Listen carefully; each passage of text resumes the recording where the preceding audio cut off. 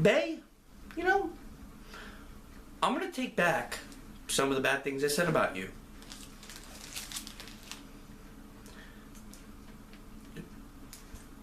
You've earned it.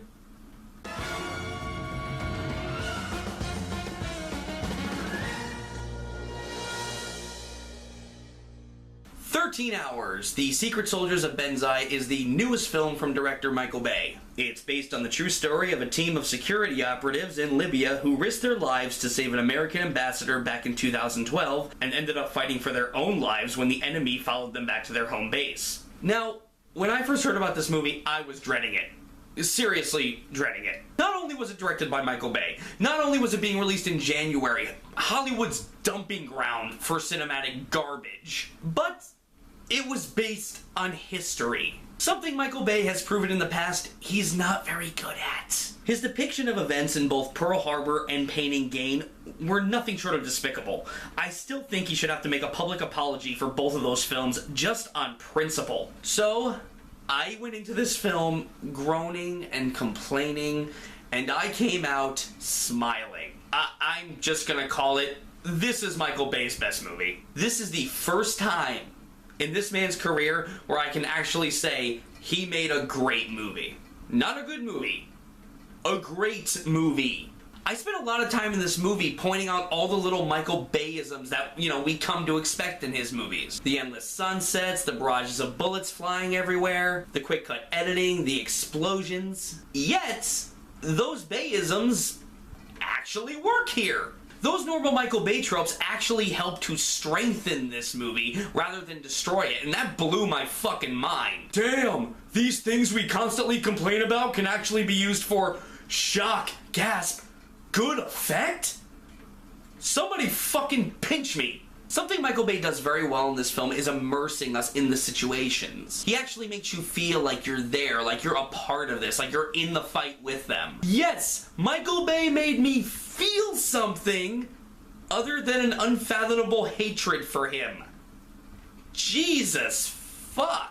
For once, Michael Bay made a film that was an experience to behold as opposed to just an eyesore. The actors are all great. There's plenty of time for us to get to know these characters and form connections with them so that when shit goes down, we can actually care. He actually spent so much time with these characters that, honestly, I didn't want any of them to die. Surprisingly, these soldiers were all very likable characters. John Krasinski, who I actually thought was just going to be the annoying comic relief of this movie given the actor's background in comedy, is the best thing in the movie. He actually gives a serious, heartfelt performance in this. He's the character with the most depth and the most story, and it's very easy to feel for him. I wasn't expecting him to be this damn good in a war film, let alone that jacked. I mean, are we sure this is the guy from The Office? But I'm very happy to say I misjudged him. Now, I will admit, there was a lot of time in the opening where I really wanted the action to just get going and the story to just move on, but the more I watched it, the more I realized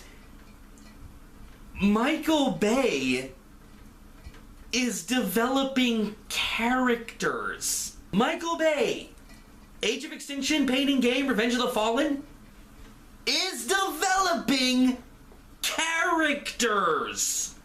I can't even. Just wow.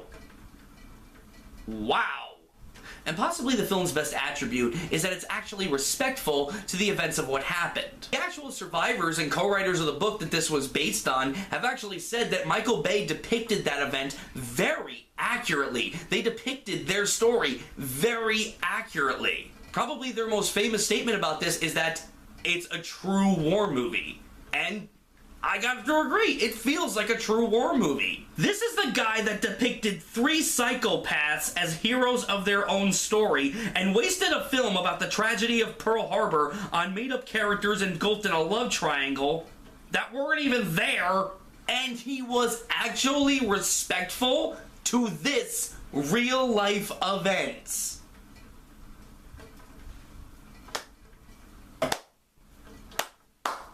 Bravo, Michael Bay. Bravo! How is this to say the film is perfect? Absolutely not what Michael Bay film is. There are times the film does get repetitive, especially in the shootouts, and other scenes that just dragged out and could have easily been cut for time. Apparently, the original cut of this movie was 235 minutes. Can you fucking imagine? I'm glad he cut it down, because that would have just been too much. Like, as much as I really, really like this movie, that would have just been too much. I also felt like this film really didn't know where to end, so it just kept going, and yeah, there were things in the end that could have just been cut out. We didn't really need them. I mean, yeah, there's some heartfelt crap in there, but there's also stuff that really could have been cut down. We didn't need it. Like, there's a scene with the asshole who's been giving them shit the whole movie, and that wasn't needed at all. I mean, it was a cool scene. We just didn't need it. But other than that, 13 Hours is a solid war movie. I don't even know what else to say. I am in complete amazement at how well made this movie was from a director who's primarily made shit throughout his career. I went in expecting to hate this movie and came out loving it. I can't say enough good things about it. Is it perfect? Hell no. But it's certainly a worthy war movie with fun characters, outstanding performances, and a respect for the real-life event that it was based on. I'm proud to say that 13 Hours gets an A-. So what is your favorite Michael Bay film? Assuming you actually like a Michael Bay film. Please tell me in the comments below, and please subscribe if you want to see more.